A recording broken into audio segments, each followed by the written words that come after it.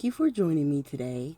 So today's video, we're going to take a look at the palette now that it's dried for a few days, and I want to show you my idea for basically doing a swatch book for my gouache colors. So here they all are in my different containers. I took them out because the carrier is a little cumbersome. I'm just using the box right there to kind of lift this up. I'm going to move it closer to me so you can kind of see, but I need it for the names when I'm writing my tag out.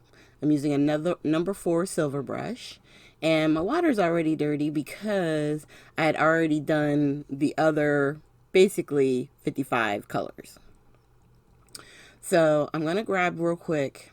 I was getting ready to start loading up color, but I'm using this Waffle flower swatch set. It's a stamp and die. I used the big die and this little one to create the strips for the tags. So I'm going to finish wetting up the color and start swiping those onto the watercolor cardstock that I'm using, which I'll show at the, I'm not sure if it's in the end, in the middle, I forget. But all I do is color it up, push it up. I leave a little side with the watercolor paper showing, and I did that on all of them because there's some colors, because of the translucentness of it, you almost can't tell that there's color on the paper until you look at it, tilt it in the light, and you can see the original black paper, and then you can see where I stopped with the color. So that's why I did that, and then I did it on everybody so it would be basically uniformed.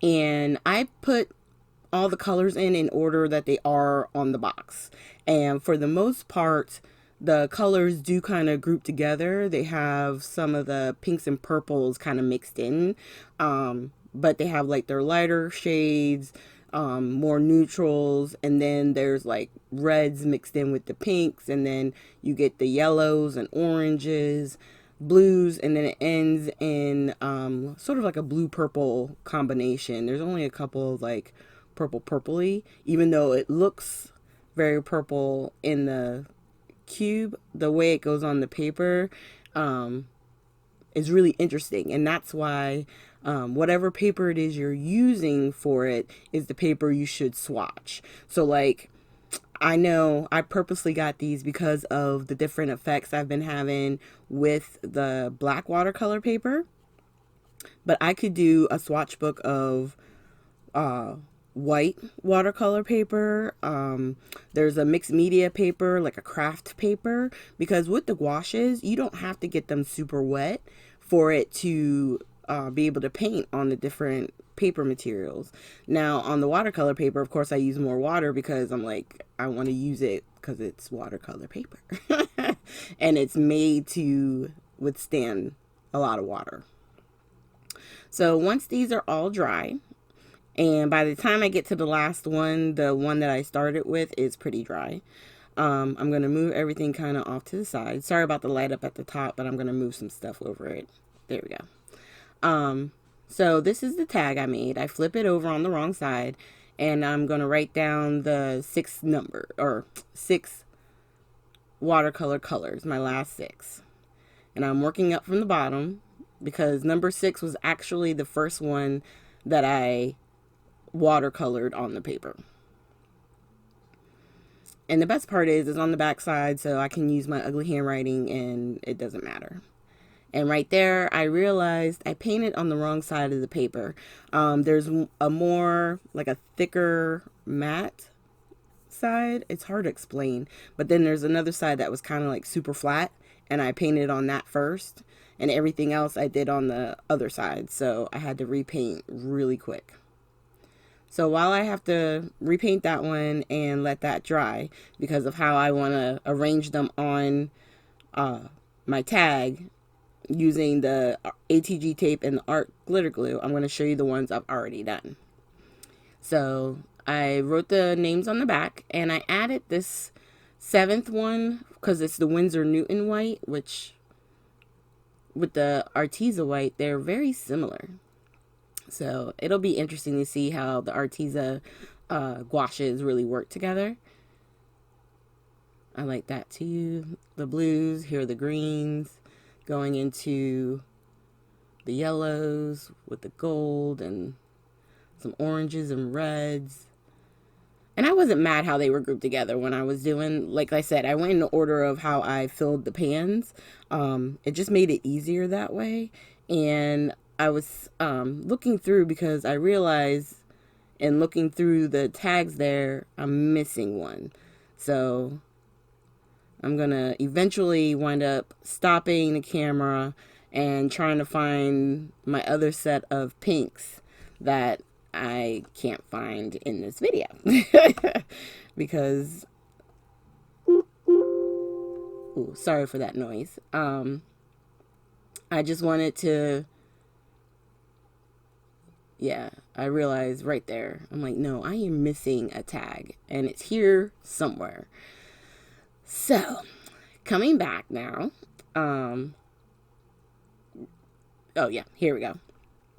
So with the tags, I'm showing you a little bit here which ones I, just kind of pointing them out where they were. It's just making sure I have the right order. And then we're going to do the last ones there. All right. So now that that is done and I figured everything out, I'm going to go ahead and attach my strips. And I attached them to the far left side because the tags have a dotted border. So I'm using the dotted detail as a way to line up the tags and make them look as even as possible. And then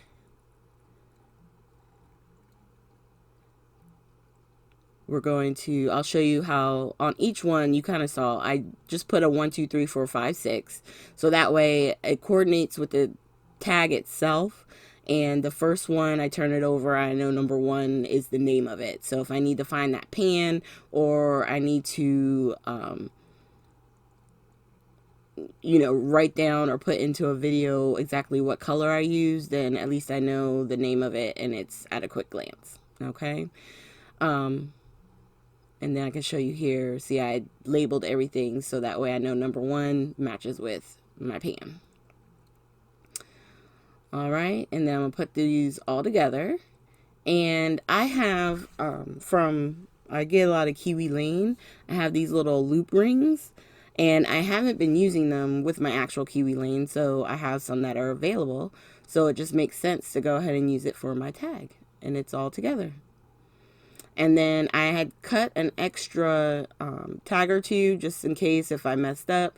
So on the front, I'm just going to put Arteza, I don't know, tomato, the 60 colors, basically gouache colors set. And then that way I know that what's on this particular ring. And you can do this with any of your watercolor mediums. You can use your color pencils or even your watercolors, to show how they color in straight and then take a little edge and like use water to kind of drag it out to see what it, how it reacts. There's so many things you can swatch and so many options. I didn't show you on the blues, so now my blues are in the Arteza pan. So I put on the back that that's what pan those are in. And then that was the black color watercolor paper I was just showing you as well. Okay, so now that we have that all done, it's all swatched. I went through and I found this green, which I believe is sage green. And I'm going to use it to color the stamped image here with the flowers or the leaves. I'm using just the one color, the one olive color. And then I'm going to look through and color in the flowers and make this, basically this focal image, okay? And then when that's done, at the end in the photos, you'll see it finished as a completed card. And I think it turned out really good. I really did. So real quick, we're just going to go ahead and color through. And there's so many green options in here to choose from that you can do 2 colors. You can, you know, give it dimension if you wanted to. There's really no limit. I find with the gouache, you can wet them. You can make them more of a dry paint to give a variation of, you know, looks and stuff. So I've been having fun with these. Sorry for the dirty water. I tried to get it off the camera as much as possible, but my container is so big. When I was looking at this one online to get it, I just didn't think it was so huge. I was thinking it was like a smaller thing to put on the desk while you're, you know, painting and stuff. No, this thing takes up the desk. But I love the fact that in the first 2, you can kind of see in that very front one, they have the little ridges, which makes it really easy to clean the brush. So you can have dirty water. I could have put clean water in the front and use that to clean my brushes. And then the handle, the orange handle there, if you lay it across, it'll rest the brush. So you don't have to worry about trying to figure out a place to lay it down. So I really like that. And then I'm using, I think I finally decided to use number 4 on this particular swatch, which is the bronze color. So it'll have nice shimmer. So the leaves are more of a matte color in that there's no shimmer in the paint. And then the bronze is part of the metallic line,